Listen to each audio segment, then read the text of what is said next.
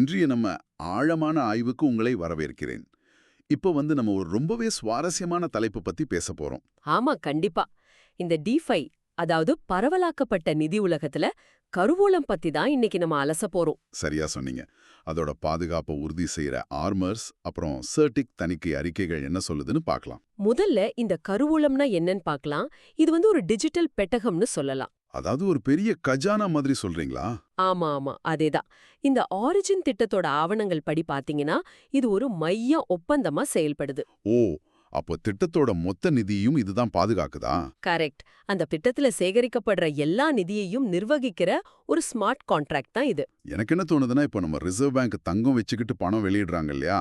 அதே லாஜிக் தானே இது? ஒரு டிஜிட்டல் வால்ட்நாக்ஸ் மாதிரி. ரொம்ப அருமையான ஒப்பீடு. இப்போ ஒவ்வொரு டோக்கனும் குறைஞ்சது ஒரு டைஸ்டேபிள் காயின் மதிப்போட பிணைக்கப்பட்டிருக்கு. அதாவது பேக் பண்ணிருக்காங்க. அப்போ சந்தை திடீர்னு சரிஞ்சா என்ன ஆகும்? மக்கள் பயப்படுவாங்க இல்லையா? அங்கதான் இந்த ஆர்எஃப்வி, அதாவது ஆபத்தில்லா நிதி களத்துல இறங்கும். ஒரு பாதுகாப்பு அரண் மாதிரி இது வேலை செய்யும். ஆஹா, அப்போ டோக்கன் விலை குறையும் போது இந்த ஸ்மார்ட் கான்ட்ராக்ட் தானாவே வேலை செய்ய ஆரம்பிச்சிருமா? கண்டிப்பா. சந்தையில டோக்கன் விலை ஒரு டைக்கு கீழே போச்சுன்னா, இந்த நிதியை பயன்படுத்தி டோக்கன்களை வாங்கி அழிச்சிரும். பை பேக் அண்ட் பர்ன் அப்படின்னு சொல்லுவாங்க. ம், இதனால சப்ளை குறைஞ்சு விலை மறுபடியும் ஏறி ஒரு நிலைத்தன்மை வந்துரும். அதேதான். இது எந்த ஒரு மனிதனோட தலையீடும் இல்லாம தானாவே நடக்கிற ஒரு விஷயம். சரி, இப்போ தங்கம்னா நம்ம ஒரு பெட்டகத்துல புட்டி துப்பாக்கி ஏந்தினா காவலாளியை நிறுத்தலாம். ஆனா இது இன்டர்நெட் கஜானாவாச்சே. ஆமா, இதுல நிறைய சிக்கல்கள் இருக்கு. ஒருவேளை ஹேக்கர் உள்ள மொத்தமா சுருட்டிட்டு போயிட்டா என்ன பண்றது? அந்த பயம் இருக்கும்ல. அதுக்கு தான் இந்த பாதுகாப்பு சோதனைகள்லாம் இருக்கு. ஆர்மர்ஸ் அப்புறம் சர்டிக் ஆவணங்கள் அதுக்காக தான். அதாவது நம்ம பேங்க்ல கடன் வாங்க போகும்போது நம்ம நம்பகத்தன்மையை காட்ட சிபில் ஸ்கோர் பாக்குற மாதிரி இதுக்கு இந்த ஆடிட் ரிப்போர்ட் இருக்குன்னு சொல்றீங்க. நீங்க சொல்றது 100க்கு 100 உண்மை. இந்த ஆடிட் ரிப்போர்ட் சும்மா ஒரு பேப்பர்ல கொடுக்கிற ரிப்போர்ட் கார்டு கிடையாது. அப்போ அது எப்படி வேலை செய்யுது? பிளாக் செயின்ல ஏற்கனவே பதிவு செஞ்ச குறியீடுகள்ல எதுவும் ஓட்டை இருக்கான்னு ரொம்ப ஆழமா செக் பண்ணுவாங்க. ஓ, இந்த ரீஎன்ட்ரன்சி அட்டாக், அப்புறம் ஃபிளாஷ் லோன் அட்டாக் அந்த மாதிரி சிக்கலான ஆபத்துகள் எதுவும் இருக்கான்னு சல்லடை போட்டு தேடுவாங்களா? அதேதான். இந்த மாதிரி ஆழமான சோதனைகள் செஞ்சு முதலீட்டாளர்களுக்கு வெளிப்படைத்தன்மைய இவங்க கொடுக்கறாங்க.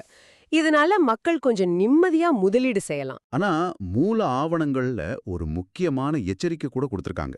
எந்த ஒரு கருவியாலும் 100% பாதுகாப்பு உத்தரவாதம் செய்ய முடியாதுன்னு அவங்களே சொல்லியிருக்காங்க. ஆமா, அந்த டிஸ்க்ளைமர் ரொம்ப ரொம்ப முக்கியம். இன்னைக்கு ஒரு குறியீடுல ஓட்டை இல்லாம இருக்கலாம். ஆனா நாளைக்கு புது தொழில்நுட்பம் வரும்போது புது சவால் வரும். அப்போ ஆபத்தே இல்லைன்னு நாம கண்ணை மூடிக்கிட்டு முழுசா நம்பிடக்கூடாது. தணிக்கைங்கிறது ஒரு முடிவான புள்ளி கிடையாது, அது ஒரு தொடர் செயமுறை. ரொம்ப சரியா சொன்னீங்க. அது ஒரு பாதுகாப்ப உறுதி செய்யற தொடர் பயணம் தான். ஆக இந்த டிஃபை கருவூலங்கள் வெறும் பணத்தை சேமிக்கிற இடம் மட்டும் இல்ல.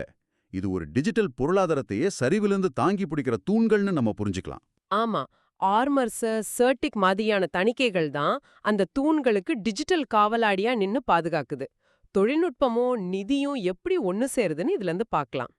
ம், சரி. இப்போ உங்களுக்கான ஒரு கேள்வி.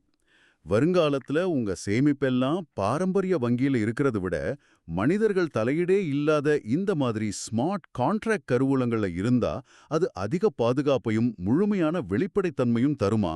ரொம்ப சிந்திக்க வேண்டிய ஒரு விஷயம் தான் இது. ஆமா, நீங்களே இத பத்தி கொஞ்சம் யோசிச்சு பாருங்க. மீண்டும் அடுத்து ஒரு சுவாரஸ்யமான ஆழமான ஆய்வுல நாம சந்திக்கலாம்.